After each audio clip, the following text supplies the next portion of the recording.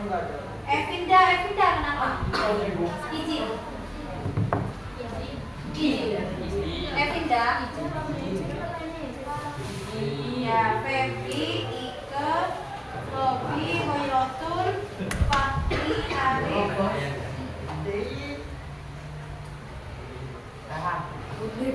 Oh, Rehan kenapa Rehan? Rehan Sakti. Terus siapa lagi? Gisrina, Tesna, Diranda. Ria, kenapa Ria? Sandri, Walufa ya Silvi. Sudah. Terima kasih. Tapi sebelum kita mulai pembelajaran, lebih baik kita berdoa dulu. Berdoa membuka pelajaran. Yuk bareng-bareng. 1, 2, 3.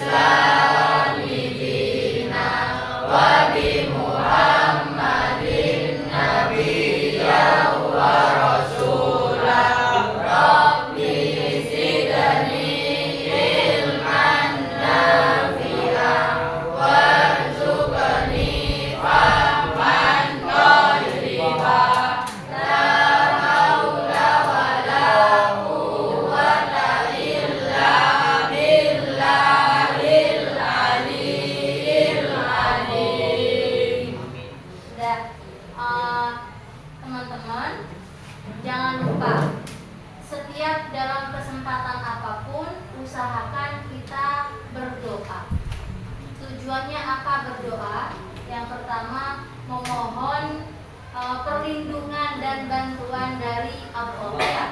Sekali lagi jangan lupakan untuk berdoa dalam setiap kesempatan apapun. Apalagi mau mulai pelajaran kayak ini. Biar apa?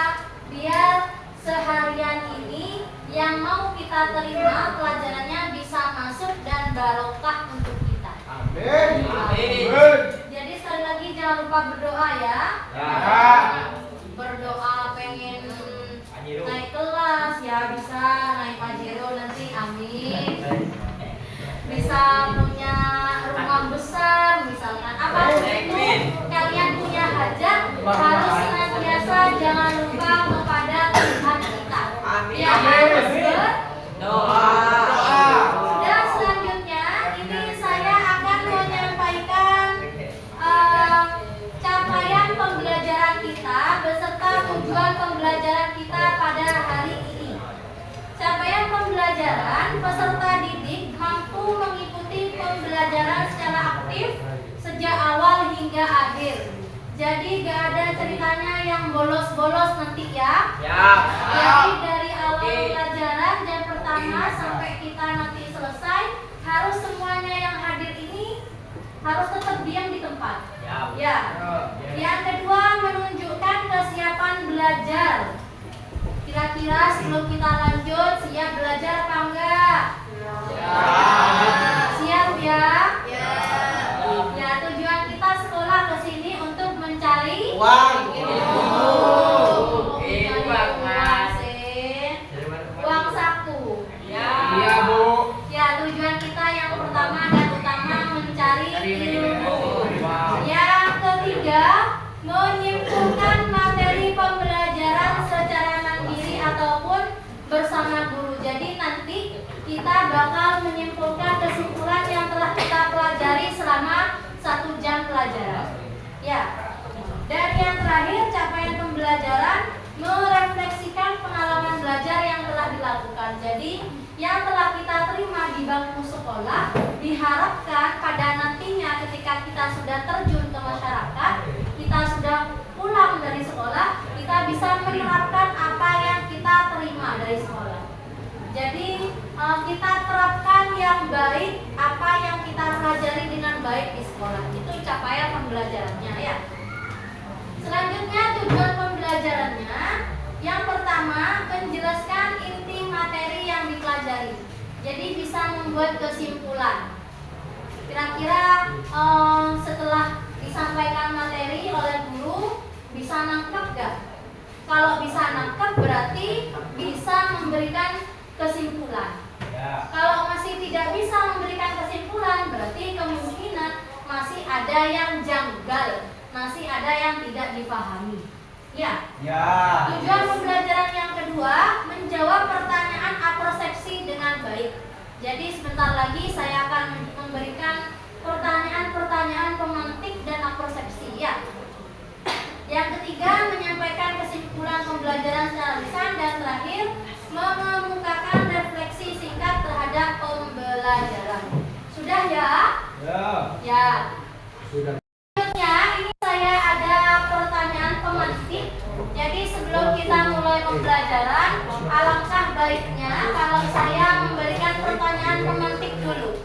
Yang pertama, coba nanti kalau ada yang bisa jawab bisa angkat tangan ya. Oke. Dan suaranya yang keras nanti ya. Ya. Nomor 1, menurut kalian mengapa seseorang perlu memiliki kemampuan berpidato? Ya, silakan. Menurut saya, seseorang perlu memiliki kemampuan berpidato karena dengan berpidato kita bisa menyampaikan beberapa ide atau informasi kepada orang lain dengan jelas dan percaya diri. Oke, tepuk tangan dulu buat mereka. Ya, jadi setiap orang harus belajar dan berupaya gimana sekiranya berani tampil di depan publik, berani ngomong di depan banyak orang. Itu poinnya ya. Yang selanjutnya, pertanyaan pemantik yang nomor 2, apa yang kalian rasakan ketika berbicara di depan banyak orang? Ya, silakan. Yang saya rasakan adalah rasa takut dan takut salah bicara. Tapi jangan pernah takut salah bicara saat berpidato. Karena berbicara yang baik berawal dari rasa berani untuk mencoba. Oke, tepuk tangan dulu buat kita. Jadi sekali lagi harus berani berbicara di depan banyak orang ya. Nah, kalau kayak kita kan di sekolah tuh kan sering ngadain acara-acara ya. Sering ngadain kegiatan-kegiatan, kadang lomba-lomba yang mengharuskan kita untuk berbicara di depan banyak teman-teman kita. Awalnya malu, awalnya gugup, tapi dari itu kita harus belajar bahwasannya kita harus berani mencoba dan mau mencoba. Itu poinnya ya. Oke, selanjutnya yang nomor 3, pernahkah kalian mendengar pidato yang sangat menarik? Apa yang membuatnya menarik? Ya, silakan. Pidato, menurut saya, pidato yang menarik biasanya menggabungkan cerita personal, emosional, struktur yang jelas, dan penyampaian yang autentik. Audiens merasa terhubung dan terinspirasi. Faktor utamanya adalah pesan yang kuat, relevan dengan pendengar, serta humor yang cerdas untuk mencairkan suasana. Oke, tepuk tangan dulu buat pidato. Nah, biasanya kita kan sering ya kalau ada pengajian gitu. Nah, pembicaranya itu, kiainya itu kan kadang menyampaikan lelucon-lelucon yang kadang sering membuat kita tertawa ya. Itu cara salah satu agar pidato kita itu menarik yaitu. Jadi biar gak bosen, biar gak monoton, kita selingi dengan humor. Tapi sekali lagi, humornya harus tetap yang sopan, harus tetap yang baik. Ya. Selanjutnya nomor 4, mengapa pidato dapat memengaruhi pendapat atau tindakan orang lain? Siapa? Ya, silakan. Saya, pidato bisa mengaruhi pendapat dan tindakan orang lain karena dapat mengaruhi argumen logis dengan emosi yang dapat memberikan selera. Oke, tepuk tangan dulu buat jadi sekali lagi, dalam berpidato itu bisa sangat mempengaruhi orang yang mendengarkan. Jadi karena bisa dapat mempengaruhi pendengar, alangkah baiknya kita menyampaikan pidato juga harus dengan yang sangat baik, agar yang tujuan kita baik itu memberikan informasi atau meyakinkan pendengar kita itu berhasil. Kalau dari diri kita aja tidak meyakinkan, gimana orang lain yang mendengarkan mau yakin? Kan gitu. Ya. Saya mau menyampaikan sedikit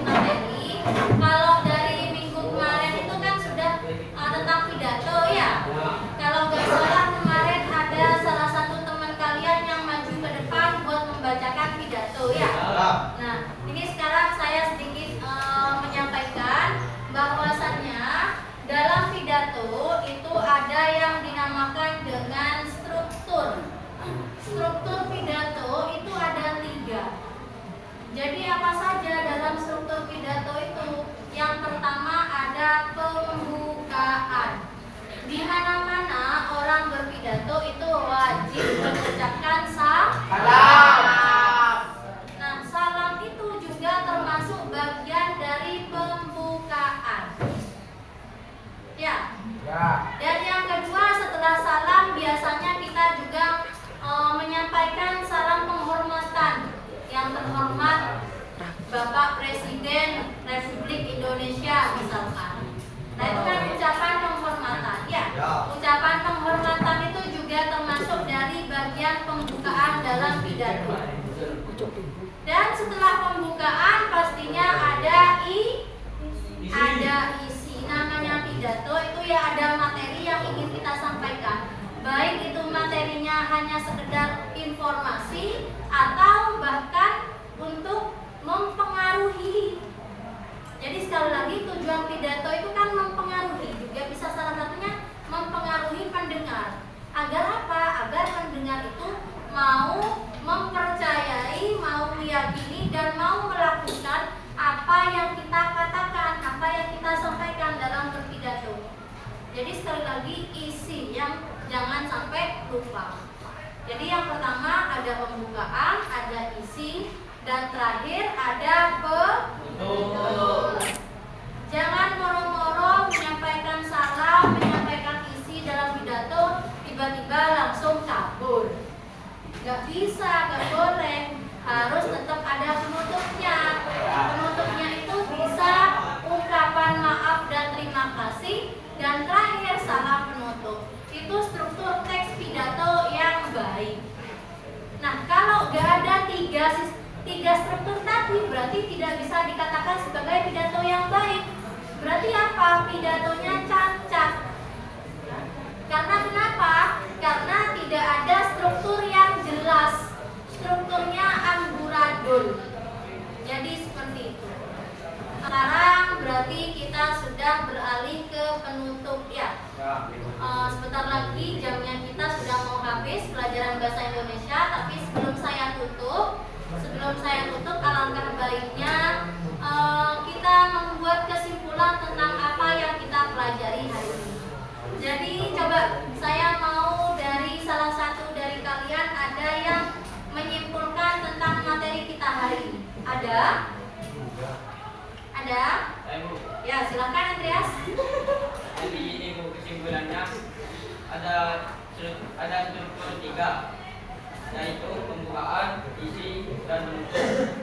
Kalau tidak ada struktur 3 ini Bu, pidatonya tidak baik. Oke, sudah tepuk tangan buat Andreas. Jadi itu ya kesimpulannya ya. Mungkin hanya itu saja yang bisa saya sampaikan. Semoga apa yang kita terima hari ini bisa bermanfaat dan barokah untuk kita semua. Amin. Dan selanjutnya ketika misalkan ada event-event, ada acara-acara, saya harapkan salah satu dari anak kelas 8B ini bisa untuk berani tampil di depan orang. Ya, kira-kira bisa ya?